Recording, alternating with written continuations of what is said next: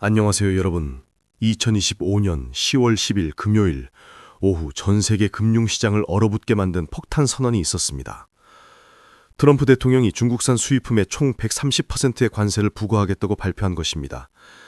이 소식에 다우존스는 878포인트 폭락했고 나스닥은 3.5% 급락했습니다. 몇 달간 유지되던 미중 간의 무역 휴전이 깨지고 세계 1위와 2위 경제대국이 다시 정면 충돌하는 순간이었습니다. 그런데 여러분, 이 갈등이 단순히 먼 나라 이야기가 아닙니다. 우리가 쓰는 스마트폰, 노트북, 가전제품의 가격이 오를 수 있고 전 세계 주식시장이 요동칠 수 있습니다.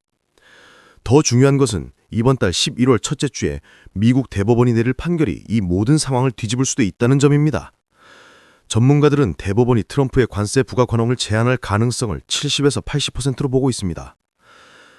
오늘 영상에서는 미중 무역전쟁이 어떻게 다시 불붙었는지, 그 배경과 파급 효과, 그리고 앞으로 우리가 주목해야 할 향후 전망까지 완벽하게 정리해 드리겠습니다.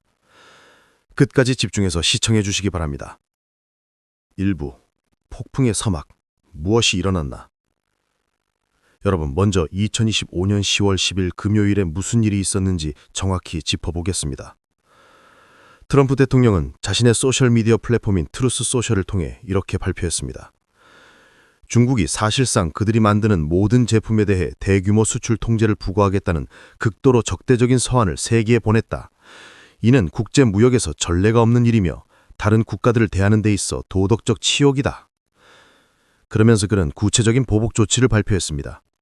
첫째, 총 130%의 초고율 관세. 기존 30% 관세 100%를 추가로 부과하여 사실상 중국산 수입품의 130%의 실효 관세율을 적용하겠다는 것입니다. 이는 11월 1일 또는 그 이전부터 시행될 예정입니다. 둘째, 핵심 소프트웨어 수출 통제. 11월 1일부터 미국의 모든 핵심 소프트웨어, 크리티컬 소프트웨어에 대한 대중국 수출을 통제하겠다고 선언했습니다. 문제는 핵심 소프트웨어의 정의가 명확하지 않아 향후 미 행정부가 이를 광범위하게 해석할 경우 기술 부문 전체가 타격을 받을 수 있다는 점입니다. 셋째, 정상회담 사실상 취소. 이달 말에 한국에서 열릴 예정이었던 시진핑 주석과의 정상회담을 만날 이유가 없다며 사실상 취소를 시사했습니다. 이 발표가 나오자마자 금융시장은 패닉에 빠졌습니다. 투자자들의 머릿속에는 지난 봄 관세율이 145%까지 치솟았던 악몽이 떠올랐고 주요 지수는 일제히 급락했습니다. 다우존스 산업평균지수 878포인트 하락, S&P 500 2.7% 하락, 나스닥 종합지수 3.5% 하락했습니다. 특히 중국과 거래가 많은 기술주들이 큰 타격을 받았고 애플, 아마존, 타겟 등 중국 공급망에 의존하는 기업들의 주가가 크게 떨어졌습니다. 2부. 갈등의 뿌리. 왜 다시 불붙었나? 히토류 전쟁.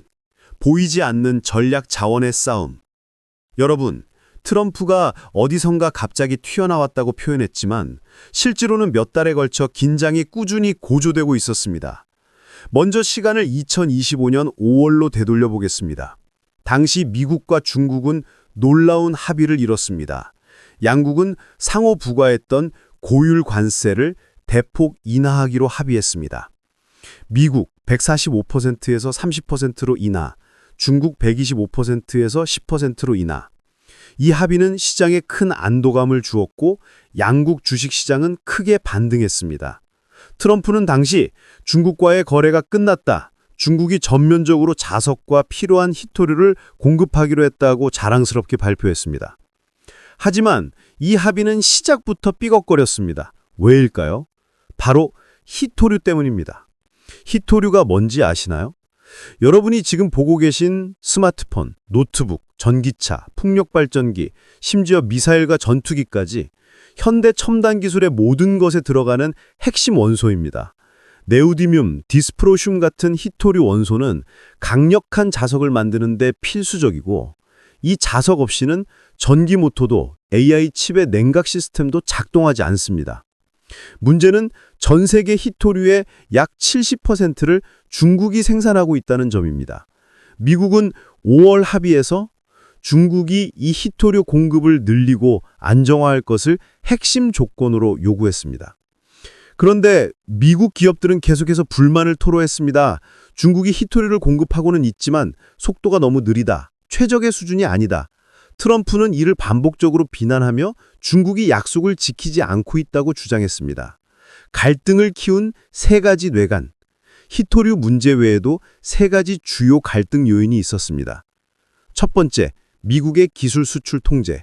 미국 행정부는 엔비디아의 AI 칩 같은 핵심 기술의 중국 판매를 제한했습니다.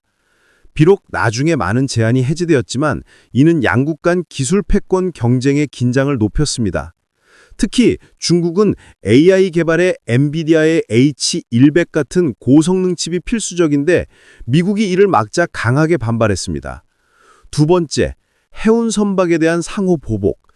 미국이 4월에 중국 소유 또는 운영 선박을 통해 운송되는 상품에 대해 새로운 수수료를 부과하겠다고 발표했습니다.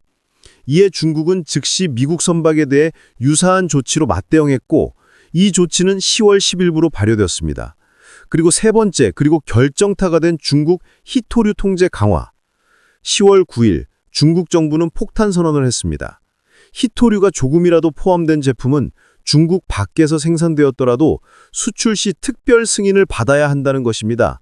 이게 얼마나 파격적인 조치인지 설명해 드리겠습니다. 예를 들어 한국이나 일본에서 스마트폰을 만들 때 중국산 히토류를 사용했다면 그 스마트폰을 수출할 때도 중국 정부의 승인이 필요하다는 겁니다. 사실상 중국이 전 세계 첨단 제품 공급망에 대한 통제권을 주장한 것입니다.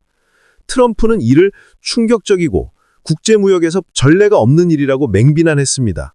그리고 바로 다음 날 130% 관세 폭탄을 터뜨린 것입니다. 3부 상호 의존의 역설. 누가 더 아플까요?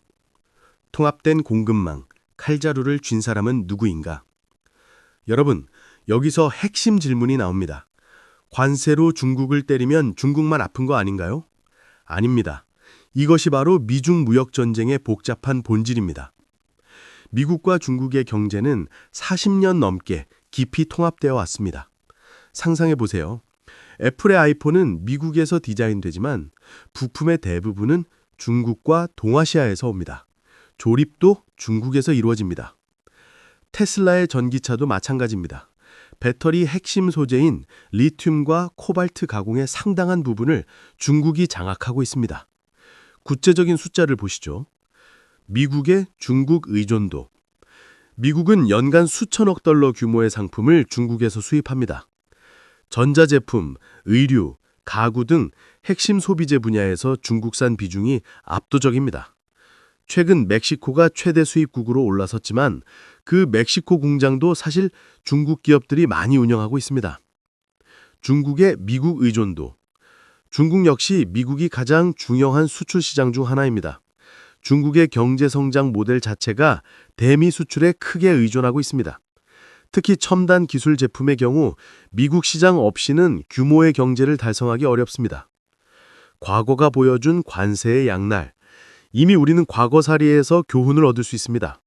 트럼프 행정부가 과거 중국산 제품에 최고 145%의 징벌적 관세를 부과했을 때 흥미로운 일이 벌어졌습니다.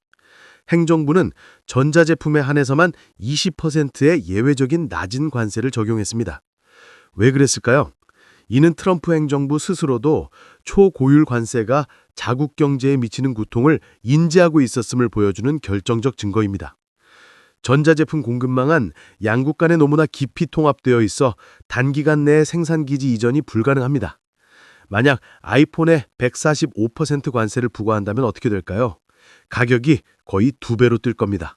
미국 소비자들이 폭동을 일으킬 수 있습니다. 애플의 주가는 폭락할 것이고 애플이 미국 경제와 주식시장에서 차지하는 비중을 생각하면 이는 정치적으로 감당하기 어려운 조치였습니다. 그래서 예외를 둘 수밖에 없었던 것입니다. 인플레이션이라는 부메랑. 관세는 결국 누가 부담할까요? 바로 미국 소비자입니다. 경제학의 기본 원리입니다. 관세는 수입 물품에 부과되는 세금이고 이는 결국 제품 가격에 반영됩니다. 트럼프는 외국이 관세를 낸다고 주장하지만 이는 사실이 아닙니다. 수입업체가 관세를 내고 그 비용을 소비자에게 전가합니다. 전문가들은 트럼프의 관세 정책이 2025년 미국 가구당 평균 1,300달러에서 2,800달러의 추가 부담을 준다고 분석합니다. 이는 사실상 중산층에 대한 증세와 같은 효과입니다. 더 큰 문제는 인플레이션입니다. 미국은 최근 몇 년간 높은 인플레이션과 싸워왔고 2024년 하반기부터 겨우 안정되기 시작했습니다. 그런데 130% 관세가 부과되면 수리품 가격이 급등하고 이는 전반적인 물가 상승으로 이어집니다. 트럼프에게 이는 정치적 자살 행위가 될 수 있습니다. 유권자들은 주식시장이 오르는 것보다 마트에서 장 볼 때 가격이 오르는 것을 훨씬 더 민감하게 느낍니다. 4부, 법정의 대결. 대법원이 모든 것을 바꿀 수 있다. IEEPA, 트럼프의 무기, 그러나 합법적인가? 여러분, 여기서 아주 중요한 법적 쟁점을 짚어야 합니다. 트럼프는 어떤 권한으로 이렇게 마음대로 관세를 부과할 수 있을까요? 그가 의존하는 법이 바로 국제긴급경제권한법 IEEPA, International Emergency Economic Powers Act입니다. 1977년에 제정된 이 법은 대통령이 국가 안보, 외교 정책 또는 경제에 대한 비상하고 특별한 위협이 있다고 판단하면 국가 비상사태를 선포하고 광범위한 경제 조치를 취할 수 있도록 허용합니다. 트럼프는 이 법을 근거로 다음과 같이 주장합니다. 펜타닐 밀수입이 국가 비상사태다. 관세 부과. 무역 적자가 국가 비상사태다. 관세 부과. 중국이 히토리를 통제하는 것이 비상사태다. 관세 부과. 문제는 미국 헌법 제1조는 관세를 부과할 권한을 의회에 부여하고 있다는 점입니다. 대통령이 아닌 의회 말입니다. 하급 법원들의 연속 패배. 이미 여러 법원에서 트럼프는 패배했습니다. 5월 28일 국제무역법원 CIT는 IEEPA가 대통령에게 관세를 부과할 명확한 권한을 주지 않았다고 판결했습니다. 법원은 펜타닐 문제와 무역 적자가 관세를 정당화하는 비상사태가 아니라고 못 박았습니다. 8월 29일 연방 순회항소법원은 11명의 판사 중 7명이 CIT의 판결을 지지했습니다. 하지만 4명이 반대 의견을 냈고 이것이 중요합니다. 반대 의견을 쓴 리처드 타란토 판사는 IEEPA가 충분히 광범위하게 해석될 수 있으며 대통령의 외교 권한과 결합하면 관세 부과 권한이 있다고 주장했습니다. 항소법원은 판결을 내렸지만 10월 14일까지 집행을 유예했습니다. 정부가 대법원에 상고할 시간을 준 것입니다. 11월 대법원 판결, 모든 것이 달려있다. 트럼프 행정부는 즉각 대법원에 상고했고 대법원은 11월 첫째 주에 구두 변론을 진행하기로 했습니다. 판결은 연말까지 나올 것으로 예상됩니다. 이 판결이 왜 중요할까요? 만약 대법원이 하급법원의 판결을 확정한다면 트럼프의 IEEPA 기반 관세 대부분이 불법으로 판명됩니다. 정부는 이미 징수한 관세 중 상당 부분, 약 1,250억 달러를 환불해야 할 수도 있습니다. 트럼프의 무역 전략 전체가 무너집니다. 향후 어떤 대통령도 IEEPA를 이용한 일방적 관세 부과가 어려워집니다. 반대로 대법원이 트럼프의 손을 들어준다면 대통령이 사실상 무제한으로 관세를 부과할 수 있는 전례를 만듭니다. 의회의 헌법상 권한이 심각하게 침해됩니다. 미래의 모든 대통령이 이 권한을 남용할 수 있는 문이 열립니다. 승패 예측 70에서 80%대 트럼프. 전문가들의 예측은 어떨까요? JP 모건이 런던에서 개최한 컨퍼런스에서 무역 및 법률 전문가들을 대상으로 조사한 결과 대법원이 트럼프에게 불리한 판결을 내릴 가능성을 70에서 80%로 평가했습니다. 그 이유는 다음과 같습니다. 첫째, 보수 성향 대법관들도 대통령의 무제한 권한 확대를 우려합니다. 존 로버츠 대법원장과 에이미 코니 베러 대법관은 친기업 성향으로 알려져 있으며 무역 불확실성을 싫어합니다. 이들이 반대표를 던질 가능성이 높습니다. 둘째, 브렛 캐보노 대법관이 스윙보트입니다. 그는 90%의 경우 다수 의견에 동조하는 것으로 알려져 있습니다. 만약 로버츠와 베럿이 반대한다면 캐보노도 그쪽으로 기울 가능성이 높습니다. 셋째, 3명의 진보 성향 대법관들은 확실히 반대할 것입니다. 결과적으로 7대2 또는 6대3으로 트럼프가 패배할 가능성이 높다는 것이 전문가들의 관측입니다. 하지만 변수도 있습니다. 법원이 국가 안보와 외교 문제에서는 전통적으로 대통령에게 상당한 재량을 인정해왔기 때문에 예상을 뒤엎는 판결이 나올 가능성도 배제할 수 없습니다. 5부, 향후 전망. 우리는 무엇을 준비해야 하나? 시나리오 1. 대법원이 트럼프를 막는다면 대부분이 IEEPA 관세가 불법이라고 판결한다면 어떻게 될까요? 단기적 영향. 주식시장은 크게 반등할 것입니다. 무역 불확실성이 해소되기 때문입니다. 관세 환불로 인해 미국 정부는 재정적 타격을 입지만 기업들은 비용 부담이 줄어듭니다. 소비자 물가는 안정되고 인플레이션 압력이 감소합니다. 중기적 영향. 트럼프는 다른 법적 근거, 섹션 232, 섹션 301 등을 찾아 관세를 부과하려 할 것입니다. 하지만 이들 법은 IEEPA만큼 신속하고 광범위하지 않아 관세 규모와 속도가 제한됩니다. 의회는 대통령의 관세 권한을 명확히 하는 새로운 법안을 검토할 것입니다. 시나리오 2. 트럼프가 승리한다면. 반대로 대법원이 트럼프의 손을 들어준다면요. 단기적 영향. 11월 1일부터 130% 관세가 실제로 시행됩니다. 중국은 즉각 보복 관세로 맞대응할 것입니다. 주식시장은 변동성이 극도로 높아지고 특히 중국 노출도가 높은 기업들이 타격을 받습니다. 중기적 영향. 미중 무역 전쟁이 장기화되고 격화됩니다. 글로벌 공급망 재편이 가속화됩니다. 기업들은 중국 의존도를 줄이기 위해 베트남, 인도, 멕시코 등으로 생산 기지를 이전합니다. 하지만 이는 최소 3년에서 5년이 걸리는 과정이고 그동안 비용 상승은 불가피합니다. 장기적 영향. 세계는 미국 중심 블록과 중국 중심 블록으로 경제적 진영화가 심화됩니다. 기술, 금융, 무역에서 두 개의 분리된 시스템이 형성됩니다. 이는 효율성을 크게 떨어뜨리고 전 세계의 경제 성장을 저해합니다. 위험 요인. 한국 기업들도 중국 공급망에 크게 의존하고 있어 관세와 수출 통제의 직간접적 피해를 받습니다. 중국이 한국에 보복 조치를 취할 가능성이 있습니다. 사드 사태 재현 우려, 글로벌 경기 침체로 인한 수출 감소, 투자자들이 주목해야 할 포인트.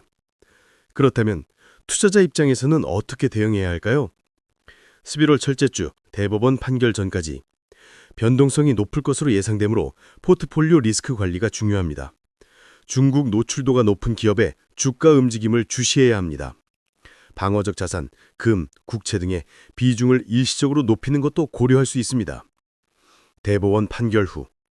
판결 결과에 따라 시장이 급격히 움직일 수 있으므로 사전에 대응 계획을 세워두어야 합니다. 트럼프 승소 시 공급망 재편 수혜주, 베트남, 인도 관련주, 로봇 자동화 기업의 주목. 트럼프 패소 시 중국 관련주와 기술주의 반등 가능성. 장기적으로 미중 갈등은 구조적이므로 어떤 판결이 나와도 양국 간 긴장은 계속될 것입니다. 지정학적 리스크를 분산할 수 있는 글로벌 포트폴리오 구축이 중요합니다. 히토류, 반도체, 배터리 등 전략 산업의 공급망 변화를 지속적으로 모니터링해야 합니다. 결론. 역사적 전환점에서.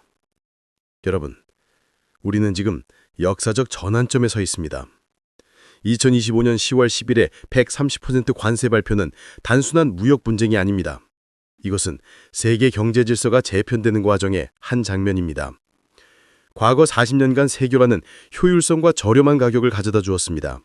중국은 세계의 공장이 되었고 미국은 혁신과 소비의 중심이 되었습니다. 이 상호 위존적 관계가 양국 모두를 부유하게 만들었습니다.